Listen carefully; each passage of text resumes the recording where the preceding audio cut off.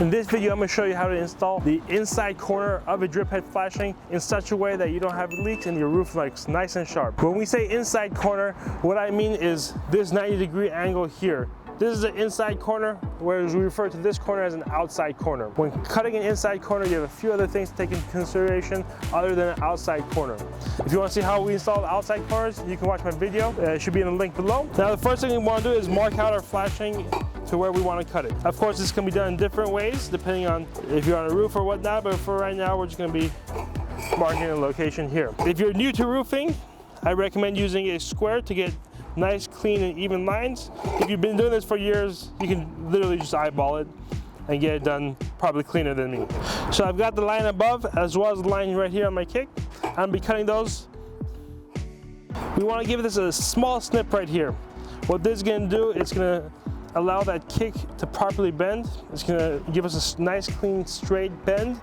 It's also gonna stop it from kinking and bowing down here at the bottom. If possible, what I like doing is using an outside corner to give us a guide. So you can see once we've got that bend, it's going to be a lot easier to bend it out. So by folding it all the way out, and you don't want to do this too many times as it'll weaken the sheet metal, but just doing it once is totally fine. You got a nice clean bend right here that's going to look nice and sharp. Now, one thing to be careful for is when installing the sheet metal, you have a gap right here. A lot of times this is going to be in the valley right here, so we want to protect this corner. In order to do so, we're just going to cut a sacrificial piece of metal, install it right here with some adhesive.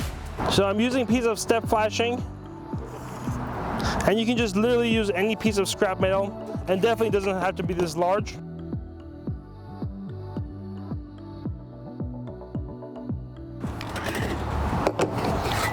Now, if we put this in place before we install our drip head, what this is going to do is going to protect this corner right here. Now, before we install this, we would want to put some adhesive or some mastic. Then once we put our valley on top, this corner is going to be nice and tight. Let me know in the comments below what you think of this, and if you have any other techniques that you use while installing an inside corner of a drip head flashing.